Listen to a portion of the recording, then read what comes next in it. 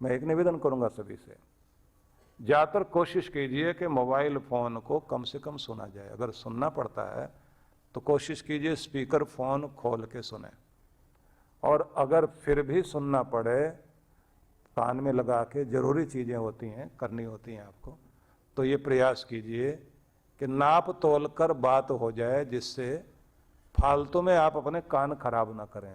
ये mobile phone ने भी बहुत लोगों के कान छीन लिए हैं, बहुत बड़ा प्रभाव डालता है, बहुत असर पड़ता है। अब तो बहुत सारे तरीके बताए जा रहे हैं कि ये लगा के सुने, ऐसे करके सुने तो अच्छा है।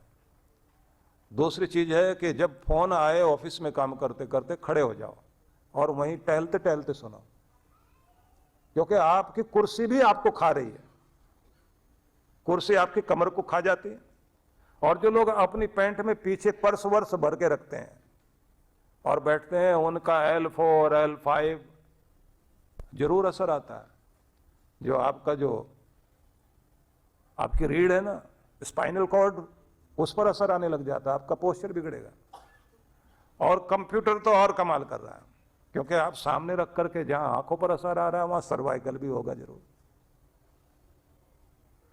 तो सार में ये कहना चाहता हूं कि जीने की कामना भी करें, सुनने की भी इच्छा रखें, लेकिन एक बड़ा सुंदर संदेश है, अदीना श्याम शरद शतम, 100 वर्षों तक स्वाधीन होकर जिए, आत्मनिर्भर होकर के जिए, 100 वर्षों तक आप खुद पर निर्भर होकर के जिए। मतलब यह है कि आपको किसी के सहारे की जरूरत ना पड़े, आप 100 वर्षों तक आपका शरीर साथ देता रहे। अपने शरीर को इस लायक बनाएं जरूर, और यह तब बनता है जब आप शरीर को लचीला भी बनाएं, कार्डियो एक्सरसाइज भी करें, स्ट्रेचिंग भी करें, प्राणायाम भी करें, अपने मसल्स वगैरह को आप काम देते रहें, उचित आराम, उचित आहार और उचित देखरेख अगर आप अपनी करते हैं, अपने लिए समय निकालते हैं, तो ये बात ध्यान रख लीजिए कि आपका शरीर आपके लिए उपयोगी बना रहेगा। नहीं तो किसी दिन घुटनों ने ये कह दिया कि मित्र मैंने बहुत साथ दिया आपका, अब साथ नहीं दे सकता, क्योंकि आपने बहुत अत्याचार किए हमारे ऊपर। अब आप जो है, अभी तक हम आपको ढोते थे और आपकी मस्तानी चाल थी, अब असली वाली चाल अब दिखाई देगी। तो आदमी जो घसीट के चलता है ना टांग को, आप लोग देखते हैं ना कि बुजुर्ग आदमी जब चल रहा होता है तो बच्चे पूछ रहे होते हैं, आप शुरू से ऐसे ही चलते थे क्या? अब उनको क्या पता कि बहुत अच्छी चाल थी, बहुत अच्छे दौड़ते भागते थे। लेकिन वही बात है, एक बुजुर्ग कमर झुकाकर चल रहा है और दशहरे के दिन कुछ बच्चे धनुष बाण लेकर खेल रहे हैं। दशहरे वाले दिनों के समय में आपने देखा होगा जगह जगह धनुष बाण वगैरह बिक रहे होते हैं, और हर बच्चा जो है वो राम जी बनने की चेष्टा करता है उन दिनों। तो धनुष बाण लेकर के बच्चे खेल रहे हैं, तो उसकी झुकी हुई कमर देखकर बुजुर्ग की एक बच्चे ने पूछ लिया, बाबा ये कमान कितने में खरीदी है?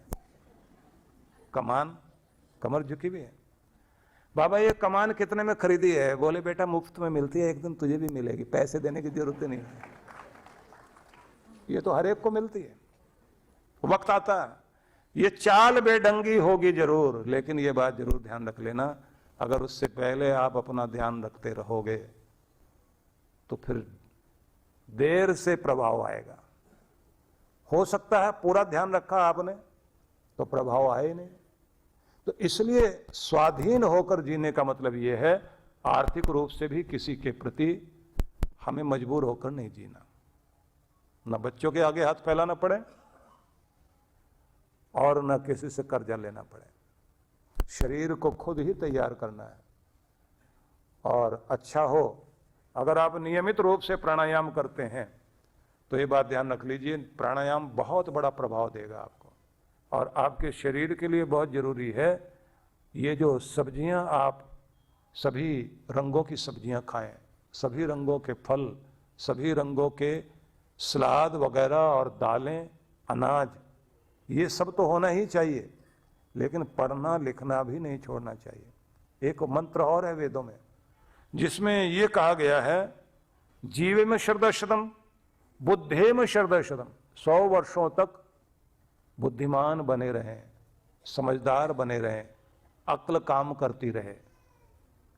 अक्ल काम तब करेगी जब पढ़ना लिखना जारी रहेगा।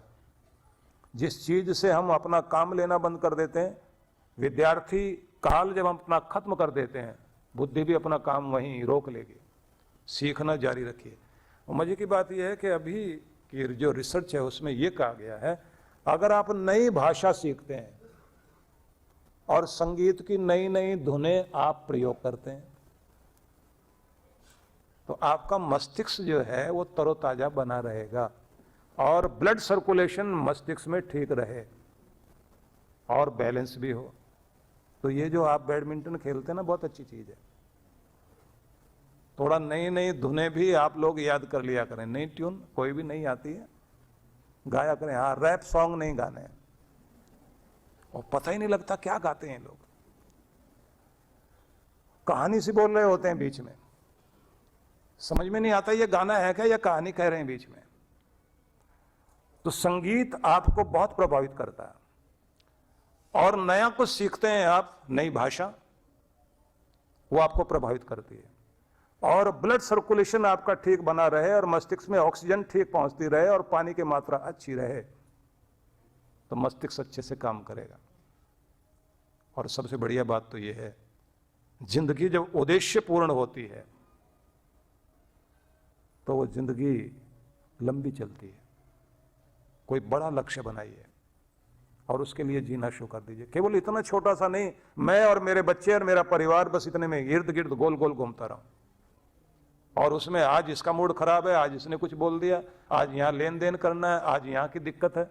अगर इसी में पड़े रहे आप, आदमी को टेंशन जरूर दबाव डालती है, दुखी करती है, लेकिन आप एक बात याद रख लीजिए कि सबसे ज्यादा भावनात्मक टेंशन जो है, ये जो इमोशनल स्ट्रेस आता है आपके ऊपर, ये जितना तोड़ता है इतना आपको मेंटल स्ट्रेस आपको उतना नहीं तोड़ता।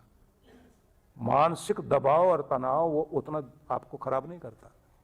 भावनात्मक तनाव जब आता है रिश्तों के कारण, आपके अपने जब आपको रुलाते हैं, जब वो पीड़ा देते हैं, वो समय जो आप घुटते हैं ना अंदर अंदर कि इतना सब कुछ किया और छोटी सी बात के लिए, और इस तरह की बातें, हिल जाते हैं आप। इसलिए एक बात कही जाती है कि आपकी एज जैसे जैसे आगे बढ़े, आप पिताजी के बाद दादाजी बन जाओ, नाना जी बन जाओ, तो मोह से ऊपर उठ जाओ।